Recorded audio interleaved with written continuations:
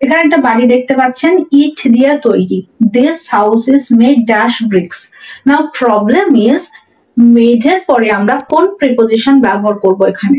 Made of, made from, made with, made out of, made in না made by, কোনটা হবে? আমরা প্রায় কনফিউজড হয়ে যাই মেড নিয়ে। কোনো একটা জিনিস যখন কোনো কিছু দিয়ে তৈরি হবে তখন আমরা কি লিখবো? Made with, made from, made by, made in না মেড আউট অফ, কোনটা লিখতে হয়? চলুন আজকের সেশনে আমরা এই যে কনফিউশন আছে এটা ক্লিয়ার করি, কোথায় কোনটা লিখবো।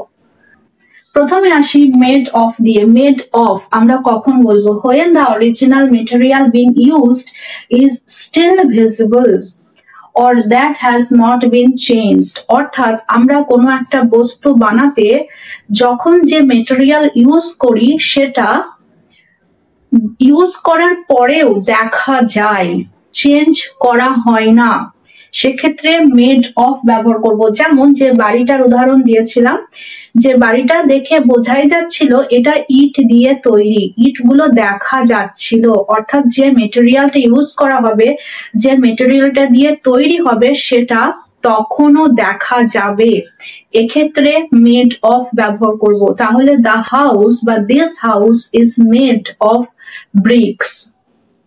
যেমন this desk is made of wood, বা এই বোর্ডটার কথা যদি বলি এটা প্লাস্টিক তৈরি, আমার তো মনে হচ্ছে প্লাস্টিক, তাহলে এটা ভিজিবল যে প্লাস্টিক দিয়েই তৈরি, তাহলে this board is made of plastic. Made from, made from কখন বলি? when the material being used, অর্থাৎ যে মেটেরিয়ালটা ব্যবহার করা হয় has been transformed, ট্রান্সফর্ম হয় অন্য বস্তুতে।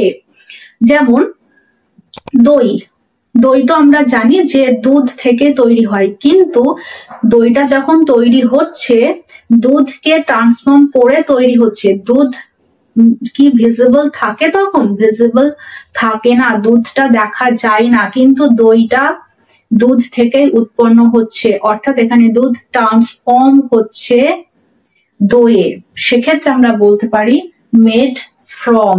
The curd is made from milk. Cheese is made from milk, বা this cake is made from flour, sugar, chocolate and eggs. এগুলো কোনোটাই ভিজিবল নয়, এগুলো ট্রান্সফর্মড হয়ে কেক তৈরি হচ্ছে। বা paper is made from trees, paper গাছ থেকে তৈরি হচ্ছে কিন্তু গাছটা ভিজিবল নয়, গাছকে ট্রান্সফর্মড করে পেপার তৈরি হচ্ছে, বুঝতেই পারি না আমরা যে পেপারটা গাছ থেকে তৈরি। এবার আসি মেড উইথ।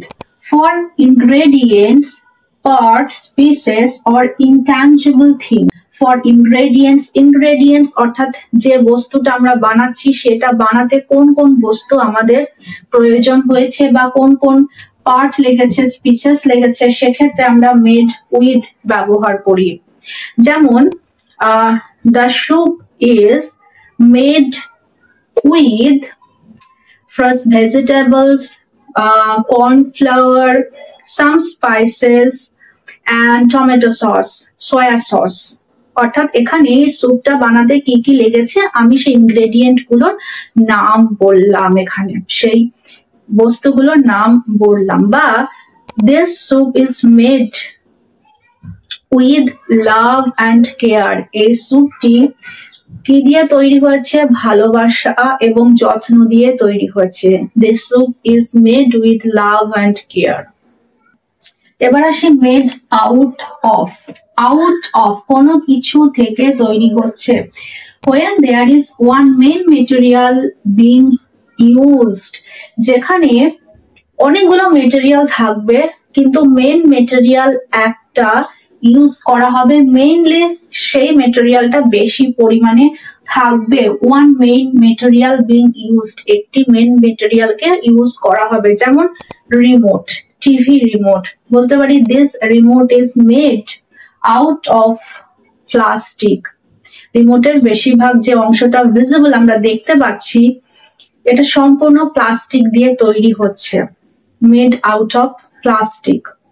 বা This flower vase is made out of old plastic bottle.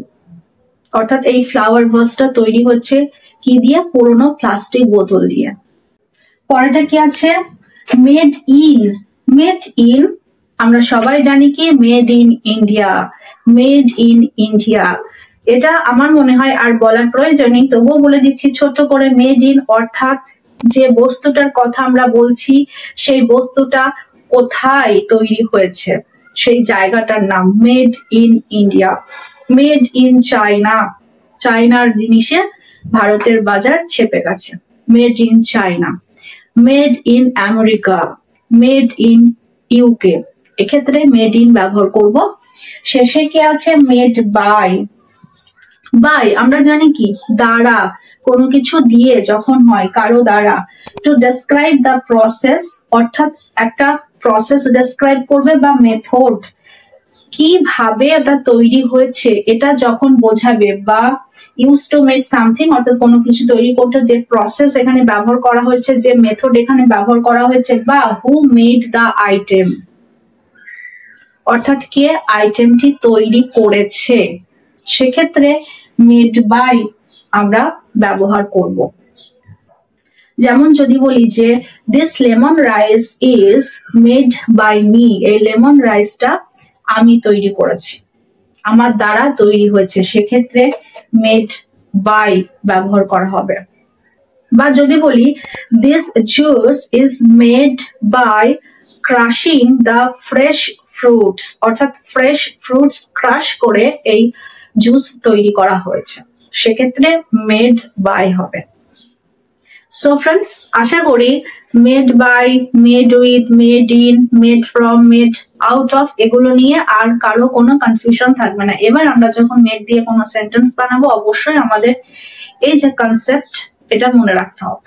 তো আজকের সেশনটা যদি ভালো লাগে আগের দিনের মতো আবার রিকোয়েস্ট করছি লাইক করবেন, শেয়ার করবেন এবং যারা এখনো সাবস্ক্রাইব করেনি সাবস্ক্রাইব করবেন। দেখা হচ্ছে পরের সেশনে আরো নতুন নতুন ইন্টারেস্টিং টপিক নিয়ে। সবাই ভালো থাকবেন, সুস্থ থাকবেন। Thank you.